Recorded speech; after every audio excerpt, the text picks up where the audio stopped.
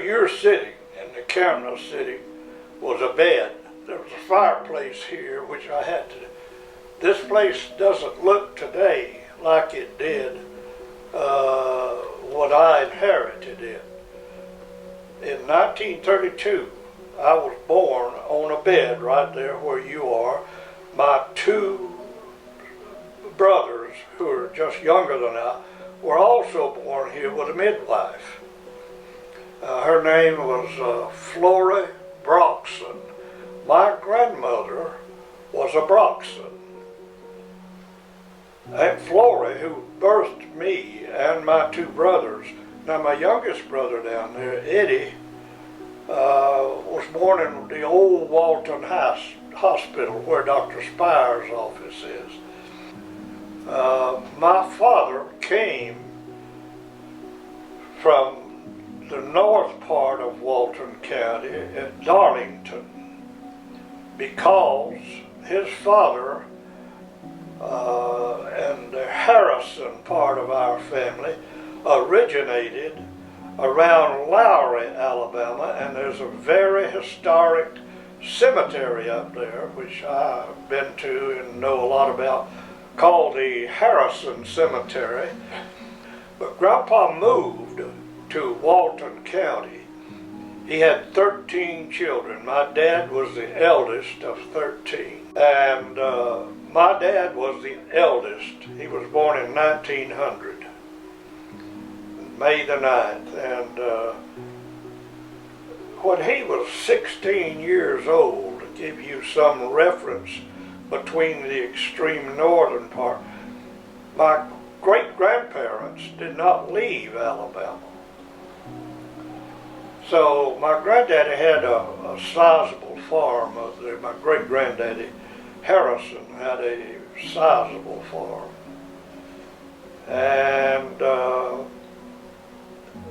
he was walking by the end of a corn patch one day, and a rattlesnake bit him.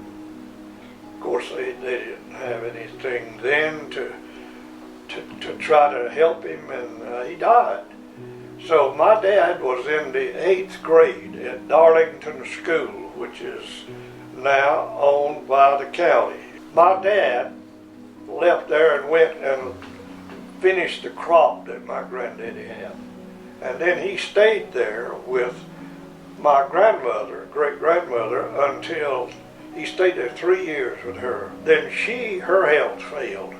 So they moved her down in 1916, and that smokehouse out there was built in 1916, and I moved it from the original Harrison home place up there down here on a 16-foot trailer. Oscar was the county agent in this county. Daddy was 20 years old, 21. He and Uncle Oscar hitchhiked to Gainesville and enrolled in the University of Florida, rented a chicken house with a dirt floor, and had a little pot-bellied stove like one that's on the porch of my daughter's house. They cooked on that little pot-bellied stove, and it was the heat they had for the wintertime. And Daddy went 2 years, and then he dropped out there and came to Palmer College, which was located in the Funiac. He never graduated from college until later years. He graduated from Troy. But he took a test when he was going to Palmer College that the state of Florida gave, and you took that test and you either got you got one of two kinds of degrees. You either got a first degree, they called it, or a second. And his score was high enough that he got the second degree. Therefore, he could begin to teach school right then. So he went to Palmer College. I'm not sure whether it closed while he was there or not, but it ceased to exist. So my daddy, when he finished at Palmer, or when he left there, it closed, whatever, he got a job teaching school for Walton County. And when you cross the crossroads right over here, there's a little white building in front of Pleasant Grove Church. That was Sandy Creek School. It started in 1901. The church over there started in 1902, the school. The church was organized with 13 members from the old Sandy Creek Church, which is in the edge of Holmes County, in the middle of the woods, but it's still a very viable church. It was too far for a mule and wagon full of children to drive on Sunday morning to go to church down there. So 13 members, my granddaddy and 12 more, matriculated out of, it was a very pleasant thing.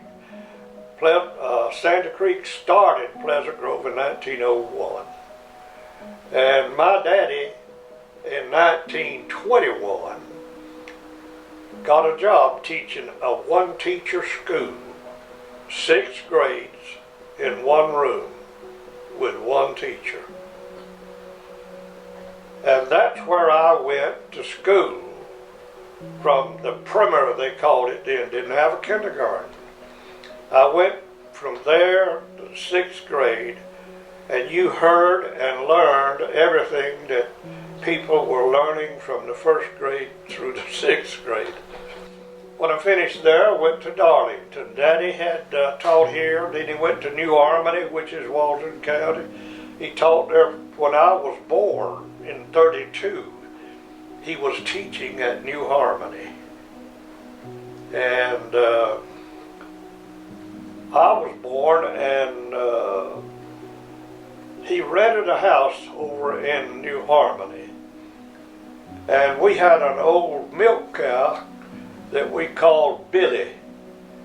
Daddy hired somebody to haul her over there and rented a place in a barn so that they could have milk. Daddy was not, he retired in 1950.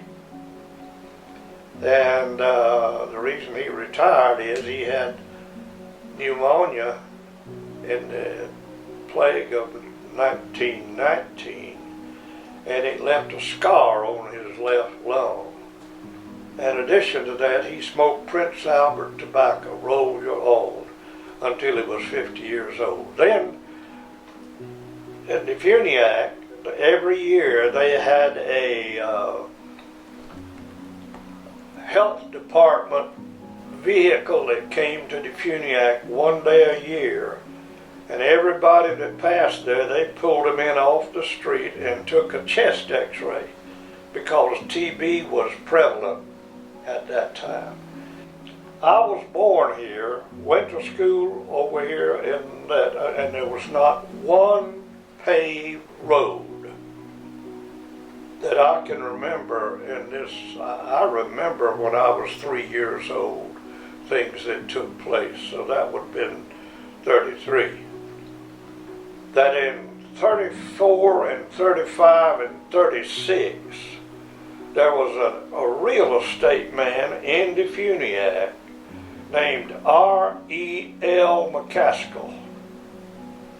And he had the idea that if he could get some information to Germany, when the Germans were trying to leave in droves, but they had to have a sponsor in order to leave there. So he sent some advertising brochures to somebody he knew in Germany.